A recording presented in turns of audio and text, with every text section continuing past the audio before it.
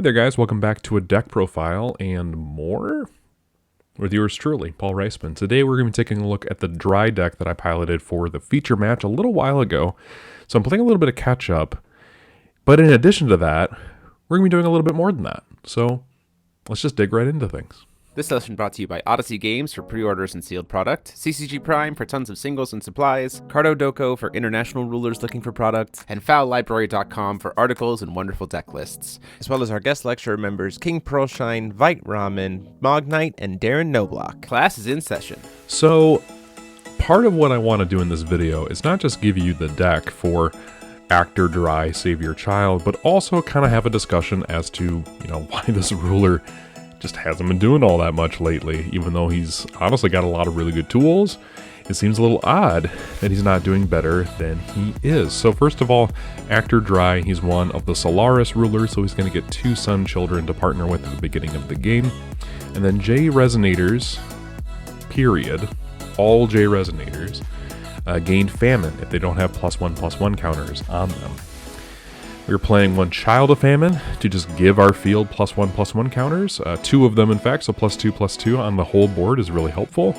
And then we also have Child of Death, who is going to put the top 2 into the graveyard and then buy us back a resonator of our choice from the graveyard. So when I saw this deck, I said, this feels very mid-rangey. It's got some control elements and it's got a lot of 1-drops. So if I had Flute, not only would I be able to put +1/+1 counters on stuff, I'd also be able to make those 1-cost chance free. If they weren't going to be cast for free anyway. So, this card is just maybe not necessary, but it is really helpful and fun for me to be able to use this card every once in a while. So it's in the deck at 3 copies. I also play 3 Locusts from Paradise. Probably my favorite card of the whole list. It's just got natural flying. It's a 4/4, and then if it has famine, it can pop something else that doesn't have famine. It can just pop something that's 2 or less, and that's really helpful. A resonator specifically. And then you can put 2 +1/+1 counters on this card, meaning that famine no longer exists upon it, but it is then a 1-drop 6/6 with flying, which is really helpful to have. The only thing that I really found myself struggling with is Locust is a very good card, but unless you get rid of the +1/+1 counters in some way, you can't destroy anything else. So this card is, like a really good one-time removal, sort of a mid-range tool, but that's why it's only at 3 for me. Next up, we're playing Followers of the False Savior. This is one of the many components to the Infinite that Drei has available to him. Followers of the False Savior, 1-drop human, natural, drain, prevent all damage that will be dealt with this card as long as it has famine. And whenever this card deals damage, you can put 2 +1/+1 counters on it. If you have this card in hand and you don't feel like you need it, you can pay a white to discard it, put 2 +1/+1 counters on target J resonator, draw a card. So you can pretty much say, I don't want you to have famine anymore, or I want you to be a little bit stronger, or I want you to survive something, and then I'm just going to cantrip. So this card has a lot of applications, even outside of Drei. So I'm really interested to see what this card does going into the future. And I'll talk a little bit more about the Infinite if you don't know what that is quite yet. Next up we have Famished Wolf. It is a 2 white, 2 void that can just be a 2/2 as long as your opponent has a J resonator with famine. Which will be most of the time. There's not a lot of ways in which your opponent doesn't get famine. Unless they have a way of putting +1/+1 counters on themselves. This card gains swiftness and precision as long as it has famine. And whenever this card attacks, you destroy a target J resonator with famine. And if the chosen target was still a legal target, you put 2 +1/+1 counters on this card. What's interesting about this card is that it's actually fairly decently statted. It's something that I really wanted to play because it was like all of a sudden here's a 10/10 for 2 coming at your face. It can get rid of something when it attacks. It can potentially 2 for 1, which is really helpful. But I also noticed the clause does not say that it has to be, I have to destroy a target J resonator my opponent controls. It can be anything with famine, including my own stuff, which is really helpful. But again, we're starting to notice some issues cropping up, right? My opponent has to have stuff for me to get stuff. Interesting. Angel of the False Savior. 2/2 angel with flying. It gains swiftness as long as there's 3 or more resonators in your graveyard. Whenever this card attacks, if it has famine, you can reborn something for a total cost of 1 or less from the grave. And then whenever a J resonator enters the field under your control, including itself, put 2 +1/+1 counters on this card. This card feels awkward to me in this particular list. It's not a bad card, it just feels a little awkward in Dry specifically. Because that means if it sees itself, it will never have famine. Interesting. John, Famish Punisher of the Solaris Order. Probably the best card in the entire deck, right? You can destroy a target J Resonator on enter that has Famine. If this card was awakened, you can destroy all J Resonators with Famine other than this card. Pretty good Wrath effect on one card, right? When this card destroys a J Resonator your opponent controls, you get 2 +1/+1 counters on it, meaning that every instance in which you kill something, you get bigger, which is very, very good. Remove a total of 2 +1/+1 counters from entities that you control.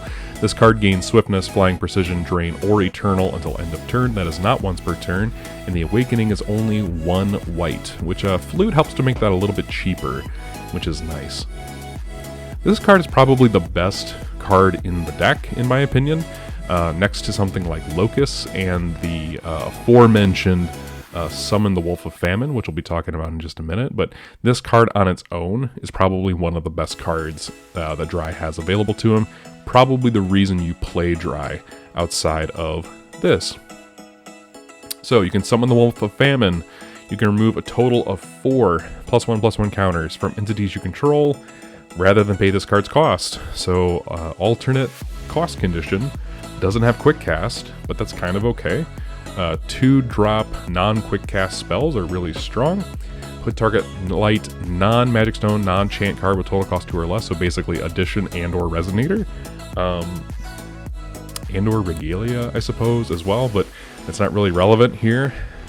You put that into the field, and then if you control 3 or more magic stones, you get to make Artemis Chronogear, who is a natural 10/10.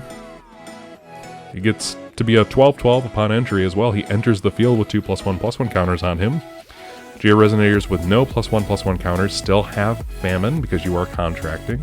And then whenever 1 or more +1/+1 counters are put on a J Resonator with Famine, you can recover it. Seems pretty good in general. This facilitates a majority of the infinite that we were talking about. This is kind of fantastic in the sense that you can actually move those counters around if you know what you're doing with this deck.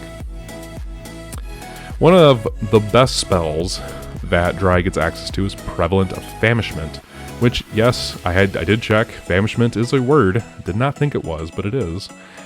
You can remove a total cost of 2 +1/+1s if you want to play this card for free instead, right? You can choose one mode. It doesn't allow you to choose both, which is a little unfortunate. But you can destroy target J Resonator with Famine, and then you gain life equal to the defense, which is kind of interesting. You're just kind of consuming that thing. And then you draw a card if you don't want to do any of that. So Prevalence of Famishment, it's really interesting that this card exists in the way that it does, because I almost never want to just draw a card off of this.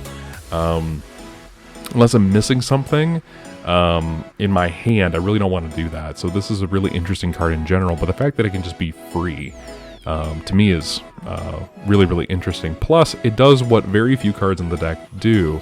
It removes counters from your stuff, effectively giving them back Famine, which is kind of important for the deck. If you know anything about this deck, you know that your stuff with Famine is a lot better than when it doesn't have Famine, right? One of the other cards that I think is really important for this deck is Guidance of the False Savior. You can just give everything a +1/+1 counter that you want, or you can just take all those counters away, or you can just draw a card, right? If you control a card called Age of Famine, you can choose all 3 instead if you wish to. I didn't really see that being too relevant. Maybe I'm wrong though, and this is where we kind of get into the discussion portion a little bit. What cards do you play? I saw this card as an immediate staple for this particular deck, right? Because I want to be able to control what stuff does and does not have famine, and not rely on my opponent for that kind of stuff, which the more I sat and played this deck, the more I realized this version had a really hard time figuring out how to give my opponent stuff with famine so my stuff could be turned on and do good stuff. Independent from all of this other stuff, we have Starfall, who helps to create meteorites as a 7/7 flyer for 2. He's not really part of the overall Dry package, but if you pair his meteorite effect with Dark Alice, you're effectively creating a draw engine for yourself where you draw 4 cards. That alone made me very interested to see what this could do. It also, I recognize that Dark Alice is a 1-drop, which means she works with the Angel of the False Savior. So there was some synergy there naturally that I saw. And I'm in white, so I played Angelic Battle Barrier as sort of a kind of defense for myself. I already had a lot of removal in just Jeanne d'Arc, Starfall itself, Famished Wolf, and I said, you know, what more does a guy need? I'll just play Angelic Battle Barrier. And then of course I just said, hey, I don't know if I'm ever going to be playing Darkness in this, but I'll just play the Foresee Stone, because the Foresee Stone is really good for decks like this. Being able to see your combo pieces a little bit more ahead of time. If there's something that you're drawing into that's a little bit more dead, you can hopefully ship it away and get something a little bit better. But this is where I want to talk about Dry a little bit, because the way that I constructed this deck and what I found was so difficult about this deck is that you have cards such as Locust who really benefit from your opponent putting stuff on board, alongside things like Famished Wolf, who also benefits from your opponent putting things on board. And really, at the end of the day, all you have is the Infinite, right? That's completely independent from your opponent for the most part, right? So first of all, you have to talk about Artemis Chronogear, right? Whenever something is put, whenever something has +1/+1 counters put onto it, recover it. So at this point, if your stuff has Famine, you can just recover and infinitely attack, right? So you have Followers who, whenever this card deals damage, you just put 2 +1/+1 counters on it, and when you do, Artemis Chronogear recovers it. So then at that point, you need a way to take those counters off. So you need something like Jeanne d'Arc, who can just sort of remove those and give herself infinite swiftness, infinite flying, infinite precision, eternal, whatever you want. You could have as many instances of those as you want. So you just remove counters from Followers in order to make that happen. Also note that this works alongside Famished Wolf as well. So if there's a scenario in which you are attacking through and popping things, this Famished Wolf will recover under Artemis's effect. That's the trick though, right? Does Dry want to do infinite things, or does Dry want to control the board? Dry's, at the end of the day, a little messy in the sense that you don't really want to build him with all of his support. The reason I say that is because maybe you just want some, some board control alongside your big beat stick and your Chrono Gear to reborn some stuff, and that's it, right? Maybe you want some additional removal. That seems pretty good. But at the end of the day, this is a mono white list. It's mono white control. It's decent for what it does, but we don't have a lot of decks in the format right now that are seeing people play their resonators on their turn. They're usually playing it on your turn, or they're doing it in such a way that those resonators just have other effects that don't require them to be put onto the field. I think of Rusty's Fox, for instance, right? Rusty's Fox does not need to be on the field, it just needs to trigger its enter effect. After that, it doesn't really matter anymore. So this deck is really interesting in that we just haven't found its niche yet. But I also just want to say that maybe the stuff you want to be playing with this is not all of its stuff jammed into one deck. Maybe you just want a handful of the support, and then you want to play some other things. We do notably have some +1/+1 support in the form of Ominous Moon the Lunar Sword. you can just remove 2+1/+1 counters and kill a J resonator your opponent controls, or frankly, you control it too if you want to. Destroy target J resonator anyone controls. Players cannot chase to this card as long as you have paid all of the costs associated with it to put it onto the chase. This card actually has a little bit more of a niche now. It's interesting that this is one of the only cards in the game that can destroy stuff and it can't be chased to.